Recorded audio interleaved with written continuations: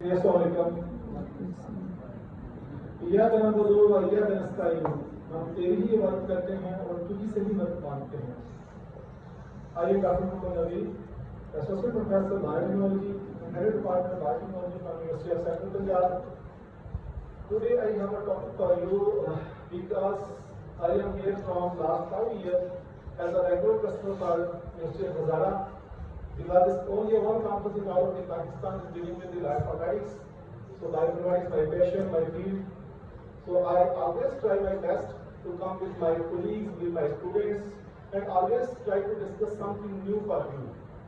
So in this session, we can say that in 2023, ICEEBT 2023, we have a different kind of topic for you, and might be the interested one for all of those students who are right in their MPhil studies or in their BS studies. Because for PhD there is a lot of knowledge still required for this field, and this field named as a nanoinformatics. So it means to say that it is a very advanced field for bioinformatics. It is a combination of nanotechnology with bioinformatics with artificial intelligence. The merging of these three different fields into a single one whose name as the nanoinformatics.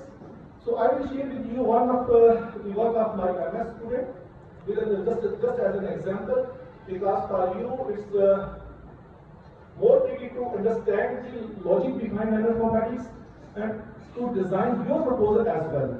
We have analytical methods that already we are using, like the students from, we can say that the participants from biotechnology, from biochemistry, from zoology, from chemical method for the designing of different kind of nanoparticles.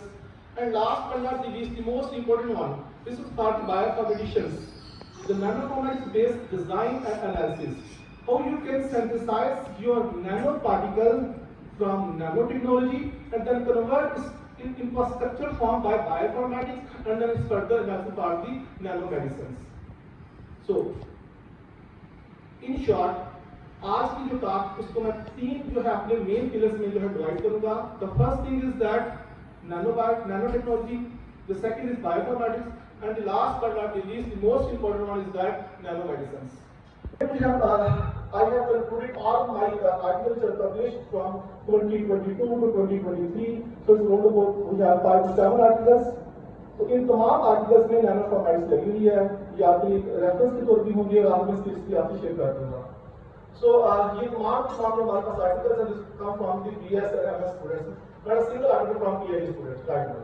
तो नैनोइन्फॉर्मेटिक्स के बारे में थोड़ा सा आपको मैं detail में बता दूं कि नैनोइन्फॉर्मेटिक्स की जो वर्क है that started from 2010 and the first article published in 2021, and after that there is only we have 30 or 32 articles right now in all over the world.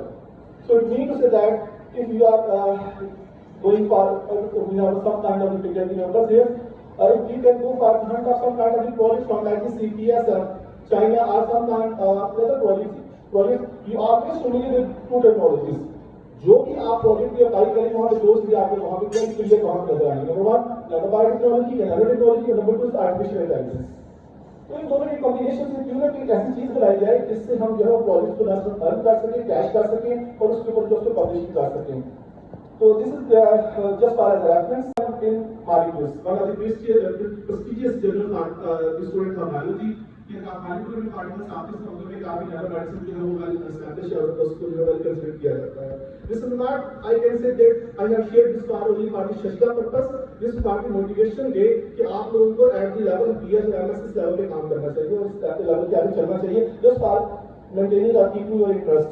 Work on the nanoparticle at the level of their nano size, their efficiency, and then after that, their metallurgy. How it acts inside our body. If you can take nanomedicine, it can act in our cytoplasm, in protoplasm, उसका behavior वहाँ पे जाके क्या होगा. And then last but not least, increase discussions. So ये कुछ ऐसे factors हैं जिनको हम नैनोबायोटेक्नोलॉजी में कंसीडर करते हैं जब हम नैनोपार्टिकल सिंथेसाइज करते हैं. ये प्रीरिक्विजिट्स हैं.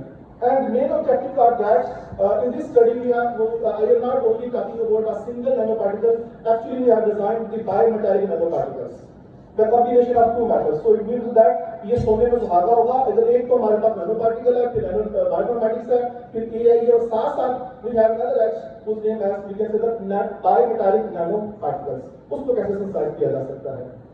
And then we will discuss about their activities, then variable assessment, variable assess पे आप क्या लगा सकते हैं, और फिर further most important nano particle को कैसे आप जो है वैल्यूएट करके उसको फिर कैसे सिंथेसाइज और then उसकी एप्लीकेशन जो है वो आप बायोइनफॉर्मेटिक्स को कैसे कर सकते हैं। The name is that if you want to study this kind of topic for your MS and PhD, तो यहाँ से आप उसके वीडियो उठा सकते हैं। You have to take the sample from microbes purpose, or you can say that you can take sample from microbes, or you can take sample from plants as well। तो उनमें से किसी भी एक वैल्यूएबल पर्पस से आप जो अपने सैंपल्स को ले सकते हैं। देन अगर हम इस स्टडी में अगर प्लांट से लिए उसको एक्सट्रैक्ट करें, फिर उसके बाद उसकी बायोकेमिकल स्क्रीनिंग करें, then you have to go for the biosensor nano particles, then उसकी कैरेक्टराइजेशंस हैं, फिर उसके बाद कंप्यूटेशन एनालिसिस में एक्चुअली हमारे पास आएगा नैनो इन्फॉर्मेटिक्स बेस्ड जो हमारे पास उसके जो है वो मॉडल्स उसको हम स्टडी करेंगे। और लास्ट एक जो नैनो मेडिसिन बनेंगे उसकी हम वाली प्रैक्टिस है। ये we have another articles for the this article only I share that because it's a combination of nano computer science and mathematical modelling as well.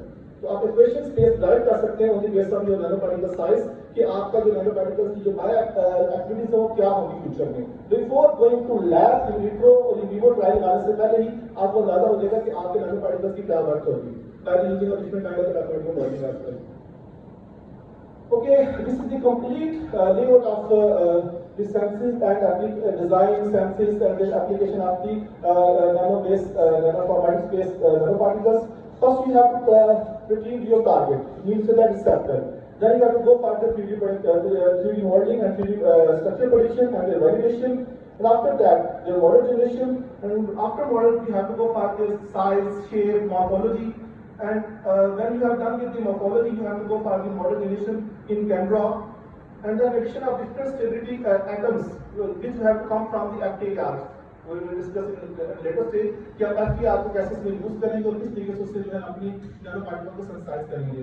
Then we have analysis, and then we have to go for some kind of suitable format for this nano particles. हमारे पास अगर nano medicine जो nano particles आप synthesise करके nano medicine के through आप layer ला चुके हैं, उसका स्ट्रक्चर आपके पास आ चुका है, तो then you have to optimise your flow over like that.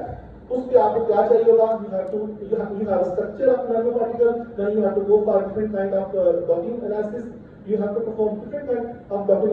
Let's we have a start with Arduino, then if you can go for online, you have a Paradox. If you have multiple protein, you have a cluster, and if you have multiple phytochemicals from that plant for that nanoparticle, you have to go for the Pyrex. In a single go, within 1 hour, we can analyze more than 100 phytochemicals in one assay of Pyrex. So we can say that there is a lot of other tools also available, like if you go for the docking of nucleotide with protein, we have a head dog, and so many. And after the docking analysis, this point basically are most relevant to the students. When we have to perform different kinds of docking, we can get result in the form of binding energy. This binding energy might be in the we can say the minus 5.7, minus 7.9 in kilocalories per mole. तो student इस level पे आप लोग जब उसमें जो है adapt करके भी भूल जाते हैं कि हम इसके बाद क्या करना है, ये हमारी डॉकिंग हो चुकी है, ये काम हमें फिनिश हो चुका है और ये आगे जो हम इसको सैमुलेशन पे जाएंगे। तो सब keep in your mind for your rackets that कि आजकल जो आर्टिकल्स हैं, जो मैन्युस्क्रिप्ट्स हैं, जो हम पब्लिकेशंस करते हैं, taking review of many journals as well as review of two are major journals of bioinformatics, उसमें आपको एक पॉइंट बता दूं कि only we cannot assess our compound interaction on the basis of docking complex. You have to go for the bond length and bond angles as well. यानी कि आपके पास किसी कंपाउंड की, किसी लाइगेंड की, किसी रिसेप्टर के साथ एनर्जी को आगे -9.7, इसके बाद बात खत्म, यहाँ से बात करके स्टार्ट होगी। You have to go for the PyMOL और you have to go for the Discovery Studio, उसमें जाएं और देखें कि आपका लाइगेंड एक्टिव साइट के अंदर किस अमाइनो एसिड का कितना इंटरेक्शन है और कौन सी बाइंडिंग मॉडल बना रहा है। Like you can say that we have mostly we have carbon amino acids tetravalent है, उसका आपके लिगेंड के साथ क्या इंटरेक्शन है, कार्बन टू कार्बन क्या है, कार्बन टू ऑक्सीजन क्या है, ये कहने का मतलब की बॉन्ड लेंथ आपको पता होना चाहिए और बॉन्ड लेंथ को आप किसमें मेजर करते हैं, एंगस्ट्रॉम्स में।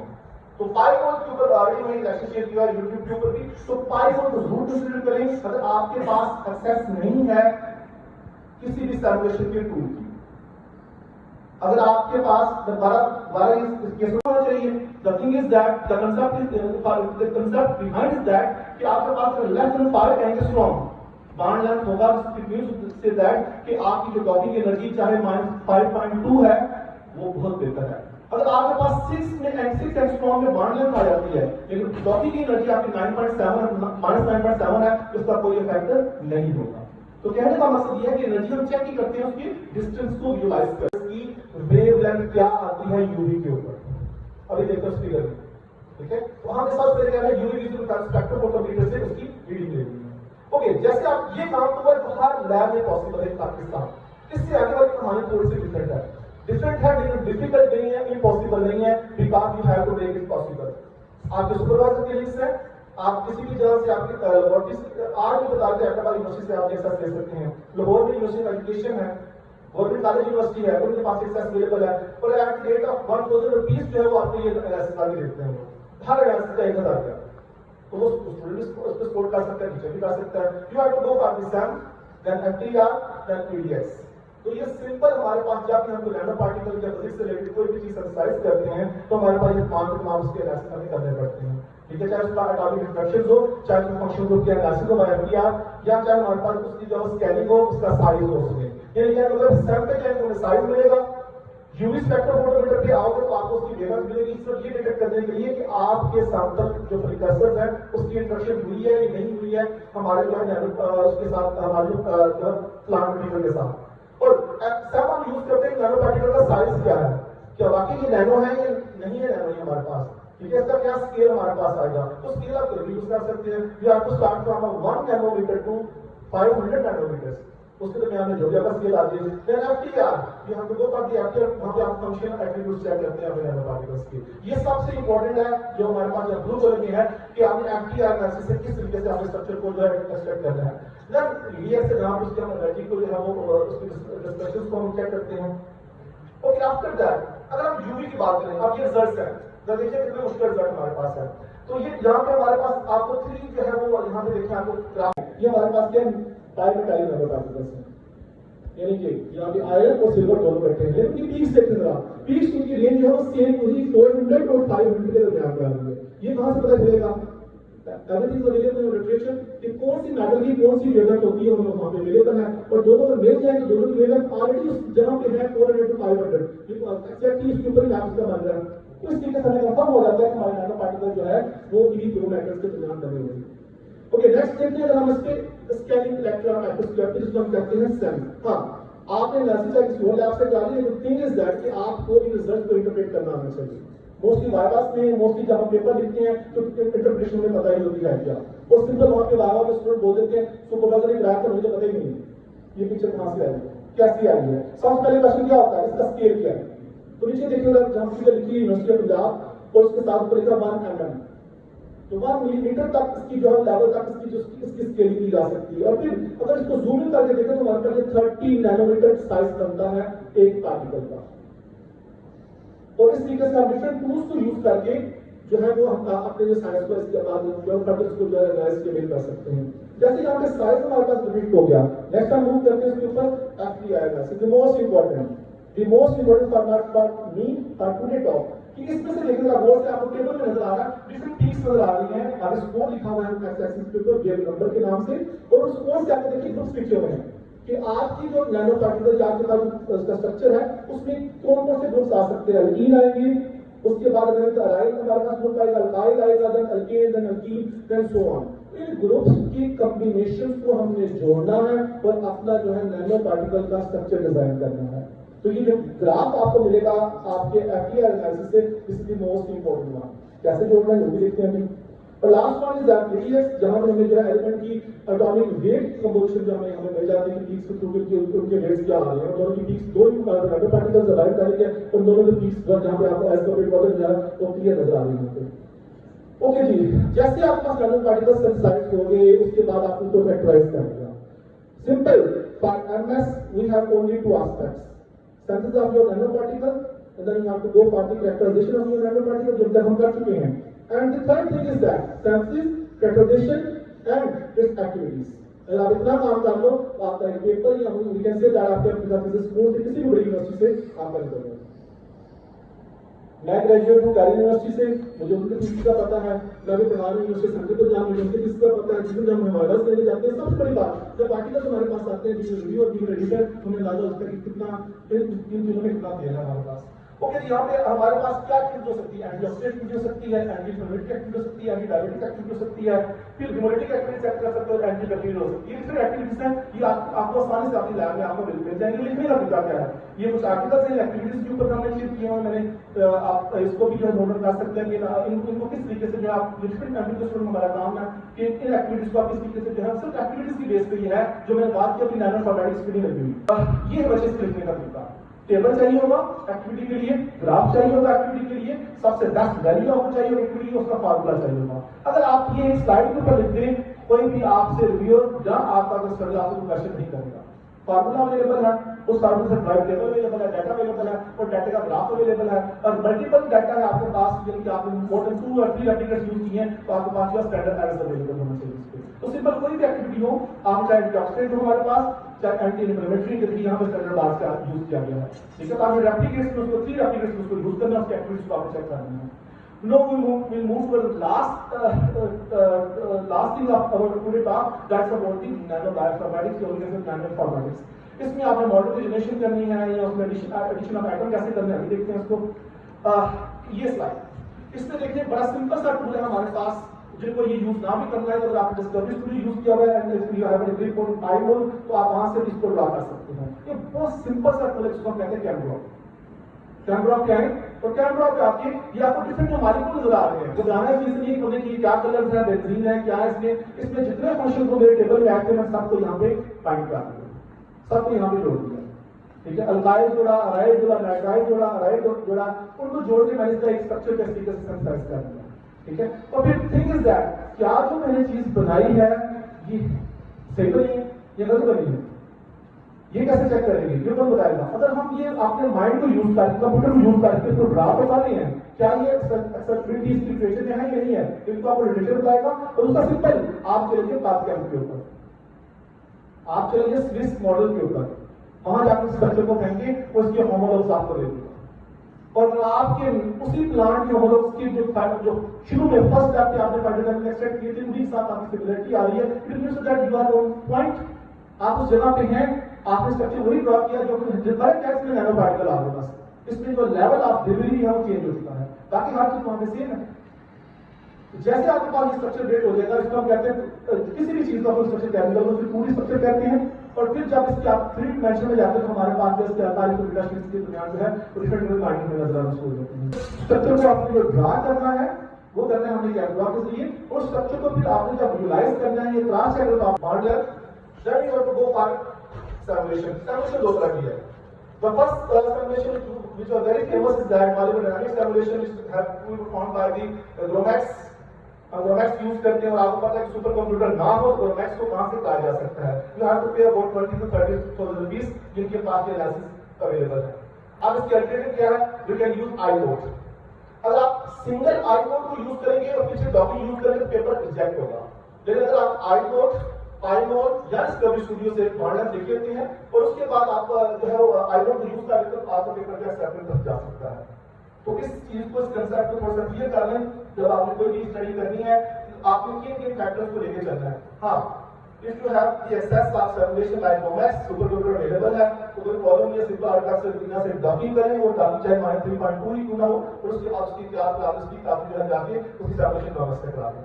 तो ये इस पूरे में जो है आपने ये चीज इसमें देखनी होती है। फिर there are many questions जिनके आंसर यहाँ से अवेलेबल होंगे। कोशिश करूंगा आज की टॉक में जो है हम तमाम क्वेश्चन को जो आप इससे रिलेटेड उसको हम क्लियर करें।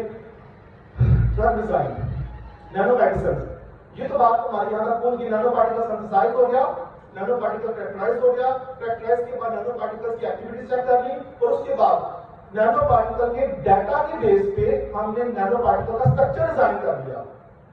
ठीक है, only a single point agenda in my presentation, single point जो आज तक जितने आर्टिकल्स आए सिर्फ एक पॉइंट के ऊपर है। You have to perform the FTIR analysis of your nano particles. जैसे आपके पास FTIR के ग्राफ्स आएंगे तो वहां पे क्या आता है, जो लोग ने यूज किया नैनो पार्टिकल या नैनो लाइट वन जो जानते हैं केमिस्ट्री वाले, तो वहां पे हमारे पास आते हैं डिफरेंट फंक्शनल ग्रुप्स। और फंक्शनल ग्रुप्स को अटैच करके हमें सिंपल काम क्या करना है, अपना स्ट्रक्चर जो है नैनो पार्टिकल का 2D स्ट्रक्चर डिजाइन कर देना है। और दैट पूरी स्ट्रक्चर हम उसको पीडीपी पे जाके या हम कैमरा पे जाके या टॉप कैम पे जाके उसको हम सबमिट करके उसकी असली फाइल लेंगे वहां से। तो कहने का मकसद है कि अगर आपने कोई लाखों प्लांट्स लिए हैं उनमें से एक फाइटोकेमिकल निकालना है, उस फाइटोकेमिकल को लेके आप आगे एड्रेस करेंगे माइक्रो मेडिसिन या ज्यादा कैंडिडेट को ना हो।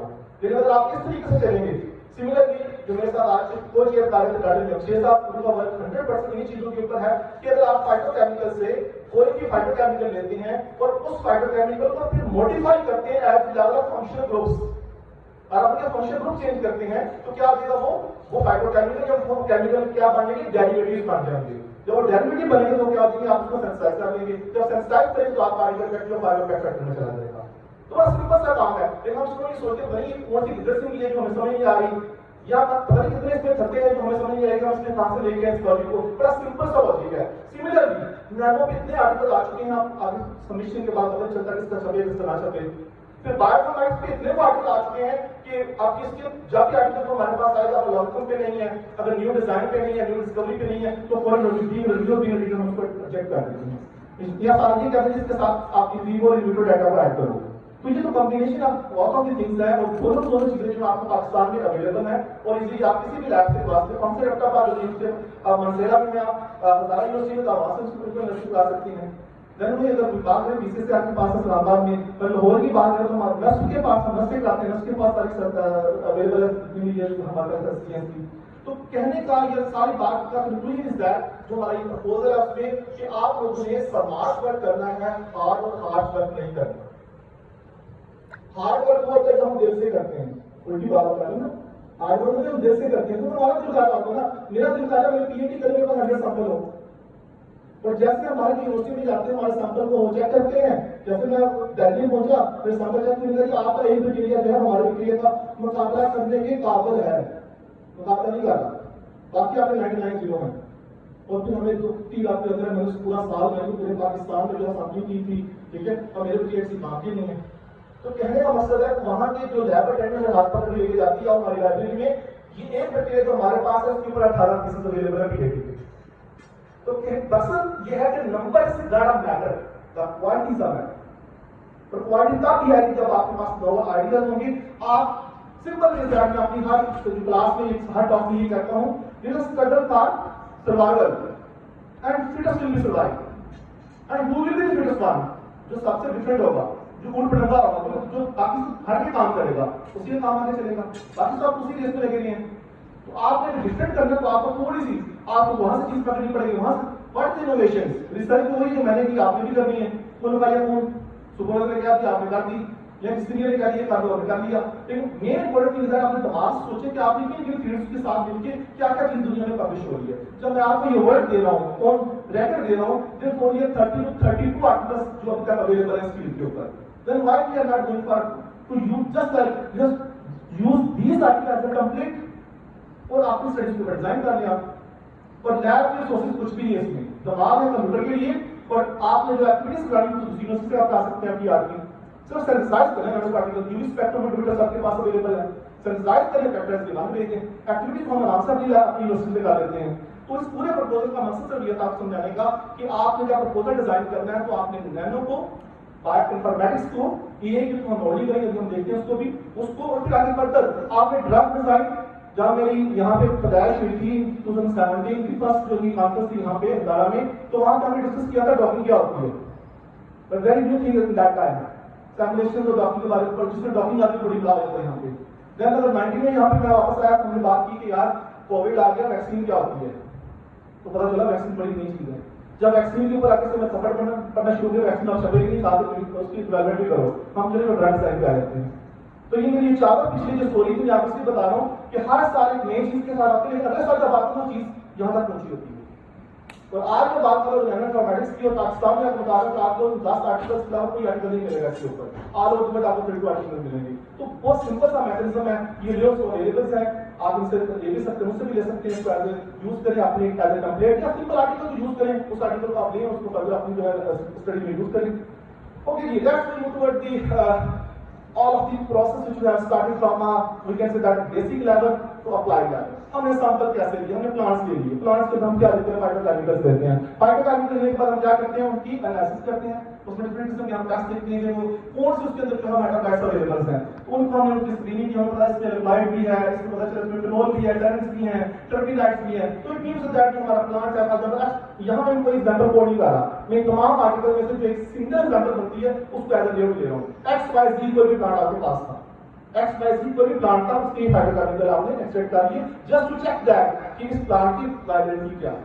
चाहे वो सुबह की ताप में जो आपने लेवल सेशन में सुना था, वो शायद खीरा ही क्यों ना हो, किसी को अप्लाई कर सकते हैं, ठीक है। अब जो उनकी ताप थी और उसके पहले जो आपने डॉक्टर निसार की सुनी थी, उसमें क्या वो बता रहे थे, उसके सिर्फ वो ये बता रहे हैं कि हमारे पास रिसेप्टर्स क्या होते हैं, ये डायफ्राम एडिशन जो है उसके पास हर चीज की एक्सेस है, अगर उसमें उसको लेके आ जाए तो ये सारी चीज उसमें कवर हो जाती हैं। ओके जी, जैसे आपके पास फाइटोकेमिकल्स आ गए, अब आपने क्या करना है, उन पार्टिकल्स से क्या बनानी है, नैनो पार्टिकल्स डिजाइन करनी है, यानी कि उन एक्सट्रैक्ट से आपने आपकी सेकंड स्टेप इज दैट कि हमने क्या वहां से करना है, नैनो पार्टिकल को सिंथेसाइज करना है। आप सिंथेसाइज कैसे करेंगे, एक्सट्रैक्ट को जो है उसकी प्रिपरेशन करेंगे, प्रीकर्सर डालेंगे, ड्राई करेंगे, सेंट्रीफ्यूज करेंगे, इनक्यूबेट करेंगे उसको। इनक्यूबेट करने के बाद हम चले जाएंगे यूवी के पास, और यूवी से उसकी क्या लेंगे, रीडिंग लेंगे। लेकिन रीडिंग लेने से पहले आपने क्या करना होगा कि ये स्टूडेंट कई बार पूछते हैं कि जो नैनो टेक्नोलॉजी की है मोस्टली, कि हम क्या रेशियो रखें उसमें, हमारे नैनो पार्टिकल्स में हमारे पास क्या रेशियो होनी चाहिए एक्सट्रैक्ट की। तो इसका आप सिंपल जो आप यूज करते हो, ये रेशियो किसके लिए इंपॉर्टेंट है, जब हम बायो मेटालिक नैनो पार्टिकल्स की बात करते हैं। यहां से दो रास्ते निकलते हैं, वन वे इज दैट कि आपने सिंगल नैनो पार्टिकल्स सिंथेसाइज करने हैं, the second way is that most important advance one is that कि आप दो मेथड्स को यूज करके एक जो है bio metallic nano particle design कर, जस्ट लाइक दैट। उसमें आप जब दोनों नैनो पार्टिकल के साथ उस प्रीकर्सर के साथ उनको ट्रीट करेंगे प्लांट के एक्सट्रैक्ट को, तो आपके पास जो रेशियो होनी चाहिए, हमारे पास जो है 9:1 रेशियो होनी चाहिए। ठीक है, जहाँ जैसे स्टडी में मैं जैसे एग्जांपल दे रहा हूँ कि एक आंटी स्टूडेंट कुछ मैंने पार्ट किया है, क्योंकि कुछ इसकी जो है वो पार्ट ऑफ शो का एक रहता है, इसमें हमने फेरस और जो है वो सिल्वर को यूज किया हुआ है। और फेरस और सिल्वर जो है आयरन और सिल्वर आप जानते हैं सबसे ज्यादा यूज होने वाले पार्टिकल्स हैं, और इसकी जो है बायोअवेलेबिलिटी सबसे अच्छी होती है। ठीक है, वो बाकी किसी केमिस्ट्री में जाएंगे तो लंबा काम हो जाएगा उसमें। तो एबीसी या एटीजीसी में क्या है, ये हम उसको ब्लास्ट करते हैं, तो ब्लास्ट के ब्लास्ट का पता चल जाता है कि हाँ ये प्लांट से किस तरह की आ रही है। तो just like that as BLAST you have to go for path. और जैसे आपके पास स्ट्रक्चर की फाइल को आपने एसपी फाइल में 2D में और पीडीबी की फॉर्मेट में आपने 3D स्ट्रक्चर का डाउनलोड करना है। आफ्टर दैट यहां से कहानी आगे स्टार्ट हो जाएगी। अब आपके पास जो चीज आपने बनाई हुई है आपके अपने प्रोटीन है या आपके पास अपना स्ट्रक्चर है, अब आपने इसको किसी बॉडी के पार्ट के ऊपर अप्लाई करके देखना कि एज एक्ट एज मेडिसिन करता नहीं करता है, तो क्या चाहिए होगा, सुबह की बात आता हूं सुनती हमारी बॉडी में चाहिए रिसेप्टर्स। कोविड है ना, SARS-CoV-2 से जब हमने वैक्सीन बनाना शुरू की तो हमने उसको 12 वैक्सीन बना दी। 12 वैक्सीन के बाद देखा इसके अंदर प्रोटीन बची नहीं किसी की और, हमने एम प्रोटीन देख ली, हमने जी प्रोटीन देख ली, हमने एफ प्रोटीन देख ली, सारी प्रोटीन उसमें हो चुकी हैं। अब इसमें जाए क्या करें इसमें क्या, तो फिर क्या होता है कि आने वाले दिनों में विद पैसिव टाइम हमारे पास इन्फेक्शन ज्यादा हो रही है। जैसे आज आपने एक वायरस नाम नया सुन लिया होंगे, ठीक है, ऐसा वायरस आपने सुन लिया RSV सॉरी। तो अब हर दिन के बाद में नई चीज आ रही होती है, पर आपको बताऊं पहले कहीं भी फॉलिकल प्रोटीन नहीं आती, अब उसमें एफ प्रोटीन आ रही है जिसकी वजह से उसका इन्फेक्शन कंट्रोल नहीं हो रहा, जिसकी वजह से उसकी एपिटोप्स की प्रेडिक्शन नहीं होती और मल्टीपल एपिटोप्स में वैक्सीन भी बनती है। लेकिन ये हमारे लिए नहीं है, तेरा आ गया साइंटिस्ट, यहाँ तो प्रॉब्लम है लेकिन वहां पे ड्रेसिंग है। सिमिलरली अगर आप अल्लाह ने किसी को कोविड को डिजीज हो, किसी को कोई हेपेटाइटिस हो, तो जब किसी लैब से रिलेटेड रिसर्च आता है तो उसकी लैब से रिजल्ट आ गया पॉजिटिव, तो हम डर जाते हैं या फोकस हो जाते हैं यार हमारी बॉडी में क्या हो गया, वायरस आ गया, ये हो गया। पर अगर यही रिजल्ट आपका वहां पे आपके अपनी लैब में आपके सैंपल्स को बुला के आप खुशी से कहते हो वाओ मेरे पीसीआर रिजल्ट्स आ गए, सिर्फ फर्क डिफरेंस है, सोच का फर्क डिफरेंस है। कोरोना बुरी चीज है, कोविड बुरी चीज है, ठीक है, ये जितने वायरस आ बुरी चीज है, लेकिन वही बात है कि we have to make ourselves fittest. तो फिटेस्ट है जो हम लड़ेंगे, नई चीज को लेके आएंगे, वो वहां पे बोल रही तो हमारे दिमाग में 3-4 चीजें चलती थी, हम इसको बड़ी नाम करना शुरू कर देना है। ओके जी, नेक्स्ट हमारे पास क्या लगा जी, ये हमारा sense of iron and particle to restoring this article based on एसिस ओमेगा, मैं तो पहले भी इससे शेयर किया होगा। ये है हमारा सारा नैनो फॉर्मेटिक्स के ऊपर हमने किस तरीके से कैरेक्टराइज किया हुआ है और डायबिटीज के केसेस को हमने यूज किया हुआ था। तो ये हमारी docking and interaction studies molecular docking से बात किया कि हमारे पास नैनो पार्टिकल आ गया और रिसेप्टर्स आ गए, बॉडी रिसेप्टर। हमने कौन सा रिसेप्टर यूज किया, the most famous receptor KCD2 receptor, जो कि बॉडी में हमारे जो है जितने हमारे इम्यून से रिलेटेड सेल्स के साथ लिंक करता है, और उसके साथ हमने इसके डिफरेंट जो है वो डॉकिंग लाके देखी। सेम वही नैनो पार्टिकल जो आपको ऊपर नजर आया, जहां उसके इंस्ट्रक्शन नजर आ रही जैसे डॉकिंग उसके कॉन्टेक्स्ट को विजुलाइज किया, तो फिर हमें क्या नजर आया, विजुलाइज बैटरी एनर्जी में हमें क्या नजर आता है, energies in the form of -3.9 बटा थी। लेकिन जब हम उसको विजुलाइज करते हैं, विजुलाइज में हमारे पास विजुलाइजेशन में चीज क्या नजर आती है, बॉन्ड लेंथ और बॉन्ड एंगल नजर आते हैं, ठीक है। और यहाँ पे हमने जो उसकी बाइंडिंग एनर्जीज को देख लिया और साथ हमने दो डिफरेंट किस्म के रिसेप्टर की चेन को जो है वो यूज करते हुए इसको सारे सारे आगे प्रोसेस कर दिया। ओके, जब ये हो गया तो हमारे पास क्या आता है, आप एक उसको मुझे बता सकते हैं कि हमारे डायनामिक सिमुलेशन हम क्यों यूज करते हैं। कहने का मकसद याद रखिएगा, हम हमेशा उल्टा बोल जाते हैं। हमें हमारा कभी भी इंट्रोडक्शन जो है, देखिए मैं इंसान हूं, मैं आपसे बात कर रहा हूं और इस समय जो सेंस आप यूज हो रही है, जो आप इसमें यूज कर रहे हो वो बोलना है, आपके लिए बोलना सबसे ज्यादा। आप ये जो सबसे ज्यादा यूज हो रही है क्या है, सुनना है। तो जो सबसे इंपॉर्टेंट दो चीजें यूज हो रही है क्या है, बोलना और सुनना है। और प्रोटीन के अंदर का एक्टिव साइट्स है और लाइगेंड के अंदर इफेक्ट करता है। तो एक्चुअली हम क्या करते हैं, प्रोटीन जो छोटी सी एक्टिव साइट जो है उसकी इंट्रैक्शन को चेक करते हैं सिमुलेशन के ऊपर, क्या हमारी प्रोटीन के अंदर स्टिफनेस है, क्या हमारी प्रोटीन डिफॉर्म होगी, क्या हमारी प्रोटीन की जो है एनर्जी मिनिमाइज होगी नहीं होगी। तो ये ग्राफ चेक करता है in form of different graphs. ये डिफरेंट ग्राफ्स को हमें बता देते हैं यहाँ पे हमारी प्रोटीन की स्टिफनेस क्या है, इसकी आइडियल वैल्यूज क्या है, इसकी एनर्जी कितनी मिनिमाइज हुई है। और उसके बाद जैसे हम ये काम कर देते हैं, यानी कि नैनो इंफॉर्मेटिक्स से स्ट्रक्चर ड्रा हो गया, डॉकिंग होगी, सिमुलेशंस होगी, ये तो बेसिक काम हम हर जगह पे करते हैं, सिंपल यहाँ है।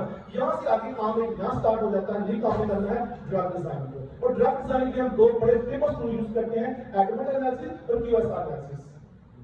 एडवर्ड एनालिसिस में जो हमारे पास सारा डाटा आता है कि ये ड्रग हमारी बॉडी में जाएगी, जैसे कि ए फॉर एब्जॉर्ब कैसे होगी, बी फॉर डिसॉल्व कैसे होगी, ठीक है। और देन आगे मेटाबॉलाइज, एम फॉर मेटाबॉलिज्म कैसे होगी, ई फॉर एक्सक्रीशन कैसे होगी, ठीक है। तो ये एडवर्ड एनालिसिस बोलते हैं इसको, लेकिन एडवर्ड एनालिसिस भी कह सकते हैं इसको। ये जो अब्जॉर्प्शन, डिसॉर्प्शन, एक्सक्रीशन जो है कैसे होती है वो सारी टूल्स आपको बता देते हैं। यहाँ पे छोटा सा एरर है, आप एक वायलेट का यहाँ पे नजर आ रहा है, एवरेज एडवर्ड को यूज करें तो ये हमारी ड्रग डिजाइन में सबसे पहला ये टूल यूज हम करते हैं। और अगर इस यहाँ पे जैसे नजर आ रहा है, यहाँ नोट्स देखिए, ये हमारे पास जो है वही हमारे पास किस पे दी है, ठीक है। और ये जो डॉट आपको नजर आ रहा है ब्लैक रेड कलर में, ये हमारी ड्रग है, this is our blood brain barrier. और यहाँ पे हमारे पास जो आपको नजर आ रहा है व्हाइट कलर में नजर आ रहा है, this is our gastrointestinal tract, GTA tract. तो याद रखिएगा, जब भी कोई ड्रग डिजाइन करनी है, हम ये गलती कर देते हैं कई बार पेपर्स में स्टूडेंट भी, हमारा जो ड्रग है यहाँ पे कभी भी हमारे एग यॉक पे नहीं आना चाहिए। हमारा जो डार्क कलर है, जो येलो कलर आपको नजर आ रहा है, वहां पे नहीं आना चाहिए। इट मीन्स से दैट कि आपकी ड्रग जो है उसने जीआई ट्रैक्ट को कवर कर लिया, लेकिन तो आपके ब्लड ब्रेन बैरियर को क्रॉस कर लिया। और ब्लड ब्रेन बैरियर क्रॉस करने से मतलब है कि न्यूरोडिजेनरेटिव डिजीज है, उसमें भी आपकी इन्वॉल्वमेंट भी हो सकती है। तो ये चीज थोड़ी सी देखिए, जैसे रियलाइजेशन में आ रही है। टेबल में बाकी तमाम चीजें इसका फार्मूला क्या है, ये क्या बनेगी, इसकी सॉलिबिलिटी क्या होगी, और सबसे इंपॉर्टेंट लोग पूछते हैं कि लिपिड टाइप का एक रूल होता है ड्रग की वैलिडेशंस के लिए, तो कितने रूल्स को फॉलो करना चाहिए। एटलीस्ट अगर आप 2 को पार कर जाते तो आपकी ड्रग ठीक होती है। 4 वाला कंसेप्ट जो खाता है, ये चारों रूल को फॉलो करेगी तो फिर हम ये हमारे जो ड्रग बेहतर है। तो जी थोड़ा सा एडमिट के बारे में, एडमिन के बारे में था। और इसके बाद इसकी बायो एक्टिविटीज जो है वो हमारे पास बना, उसमें देख सकते हैं इसकी बायो एक्टिविटीज क्या है। अगर ये नैनो पार्टिकल से बनी हुई ड्रग हम खाएंगे, ओरली टेक करेंगे, तो हमारी बॉडी के अंदर किस रिसेप्टर क्या बाइंड करेगी, कितने परसेंट बाइंड करेगी, ये सारा जी प्रोटीन का रिसेप्टर जो हमारे पास है वहां जाकर ये बाइंड करेगी, ठीक है। देन इसका आयन चैनल क्या होगा, उसकी काइनेटिक की इन्वेंटरी क्या होगी, प्रोटीन की इन्वेंटरी क्या होगी, ये बॉडी में डिफरेंट किस्म के इन्हिबिटर्स हैं उसके साथ कैसे इफेक्ट करेंगे। तो यहां से इसको देख लेते हैं। ओके जी, इसके साथ अगर आप इसकी सेलुलर परमिटिविटी देखना चाह रहे हैं, दूरी पता चलता है हमारी जीआई ट्रैक्ट के अंदर ड्रग है तो किस लेवल पे पहुंची, हम उसको भी यहां से हो सकता है कि हमारी क्या आइटम में हमारी ड्रग कहां तक बॉडी में मूव की हुई है। और टॉक्सिसिटी एनालिसिस उसमें दे सकते हैं कि हमारी ड्रग के साइड इफेक्ट्स हैं या नहीं है। ओके, अगर इसको कंक्लूड करोगे, ठीक है, इन कंक्लूजन आप देखिए, इसको जितना मैंने आपसे जो है बोला है, बताया है, मेरा मकसद यहाँ पे आपके टास्क देना हरगिज नहीं होता, ना मेरी क्लास में, ना मेरे यूट्यूब के चैनल पे, ना मेरे किसी ऑडियंस का। थिंग सिर्फ ये होती है कि आज मैं एक हूँ, कल आप में से 10 लोग यहाँ पे खड़े हुए और उनको समझ आ रही है आज मैं बोला क्या था। इसलिए मैं सबसे पूछा कि यहाँ को फॉर्मूला नहीं है, तो हम अपनी जो है देसी जबान में जो आपने जो मदर टंग है उसमें आसानी से आपसे मान क्लास में जा सकते हैं। तो मैंने उसके आपके पास आ गया, मतलब पिछली क्लास हमारी सीरीज होती है कि बोल के स्टूडेंट को समझ गए, कुछ सो रहे होते हैं, कुछ कर रहे होते हैं, और कुछ को मेरी उर्दू की क्षेत्र में भी सो रहे होते हैं। और मैं इतना बुरा टीचर हूँ, मैं सोने नहीं देता, लेकिन स्टूडेंट यहाँ पे डिफरेंट फील्ड से हैं, डिफरेंट यूनिवर्सिटी से जाना और जला के कुछ गूगल से भी सोच के कुछ हो जाता है, ठीक है। ओके जी, कंक्लूजन में सिर्फ हमारे पास ये है कि जितनी भी हमारे पास ये आर्टिकल्स ऑफ मेंशन है, ये ही इसका कंक्लूजन है। और कंक्लूजन में सिर्फ समरी लेके आऊंगा आपके सामने दोबारा। नैनो टेक्नोलॉजी को यूज करना जरूर यूज करें, हर प्रोजेक्ट नैनो टेक्नोलॉजी जो तुझे जाता है बायोइन्फॉर्मेटिक्स को यूज करें। बायोइन्फॉर्मेटिक्स में सबसे ज्यादा चीज आप यूज करिए एआई है। वो ये क्या है, आपने आपकी आर्टिफिशियल इंटेलिजेंस करके उसको जब आपने वहां सबमिट करना तो एआई बेस्ड जनरेटिव उसके मॉडल्स आ गए जो सबसे बेस्ट मॉडल है उसका आपने यूज करना होगा। यानी nano biotechnology, nano science particle आपके पास आ गया, चाहे यूनिक पार्टिकल सेंसाइज में बायोमेटालिक है। बायोमेटालिक के बाद आपको क्या करना है, अपने प्लांट एक्सट्रैक्ट के साथ नैनो पार्टिकल सेंसाइज करना है, यूवी से जाकर उसकी रेगा के लिए एफटीआर से उसके लिए फंक्शन ग्रुप। और जब क्वेश्चन को पाएंगे उनका स्ट्रक्चर आपने डिजाइन कर लेना है। उस स्ट्रक्चर के बाद उस स्ट्रक्चर आपका वही है कि ग्लाइड का स्ट्रक्चर होता है, प्रोटीन का होता है, उसके ऊपर सारे प्रोटीन की मैथमेटिक्स करा देंगे। चार बातें हम स्ट्रक्चर प्रिडिक्ट करते हैं, स्ट्रक्चर वैलिडेट करते हैं, 2D 3D वैलिडेशन की होगी, रामायण प्लांट्स के ऊपर हो गया वैलिडेशन होगी उसकी, फिर हम उसकी सैंपलेशन कर लेते हैं, सैंपलेशन के बाद उसको ले जाएंगे एडवर्ड एनालिसिस के ऊपर और एडवर्ड एनालिसिस की क्या होगी प्राप्त हो जाएगी। तो कहने का मतलब है नैनो टेक्नोलॉजी से नैनो पार्टिकल और बायोइन्फॉर्मेटिक्स से जो हमारे पास है नैनो इन्फॉर्मेटिक्स और उसके बाद उसके ऊपर क्या होगी हमारे पास एडवर्ड एनालिसिस क्या होगी नैनो मेडिसिन। तो ये इन चीजों को, इन तमाम चीजों का यूज करके जो है वो आसानी से यहाँ तक पहुंच सकते हैं। लास्ट बट नॉट लीस्ट, ठीक है, आप यूनिवर्सिटी ऑफ हजारा में इसका एक पोस्टर शेयर किया था अपने पेज के ऊपर। मुझे पता कौन बनाता है कौन लिखता है क्योंकि मैं बड़े पुराने रिश्तेदार मुझे याद है यहाँ पे। और मैं आपको बताऊं कि ये एक यूट्यूब का चैनल मेरे सामने आपके सामने नजर आ रहा आपको, मोस्टली लोग इससे फैमिलियर हैं। और मैं हर बार यही कहता हूँ क्योंकि मैं रेड करता हूँ तमाम लोगों को जिन्होंने मेरी सपोर्ट की, जिन्होंने मुझे इससे नकद किया और मेरी हर जगह पे जो है ना सिर्फ सपोर्ट करके इसको आगे पब्लिश की या बाकी जगह पे भी। तो उसमें सबसे ज्यादा जो ऑल ओवर पाकिस्तान देखूं तो वो है केपी, और केपी में देखूं तो हजारा, और उसके बाद थर्ड नंबर पे क्योंकि सारे रिपोर्ट मेरे पास अवेलेबल है। If you have right now you have 10 million review of this YouTube channel, उसमें थर्ड नंबर पे India. And then we have our beloved city Lahore, then I am comparing with Islamabad and so on. Reason is that कि यहाँ जब first time आए तो students ने कहना शुरू कर दिया सर हमने व्हाट्सएप पे ये टूल्स को समझा दिए थे हम, और यही से बैठे स्टूडेंट उस्मान यहाँ बैठा हुआ है, नाम यहाँ पे था कुछ ऐसा पहले चला गया भाई, उसने कनेक्ट करा होता है। तो उन्होंने कहा सर इसको छोड़िए, आप खुद एक यूट्यूब का चैनल बनाएं और आप वहाँ पे लेक्चर अपलोड कीजिए, आप हम यहाँ से लीजिए करेंगे।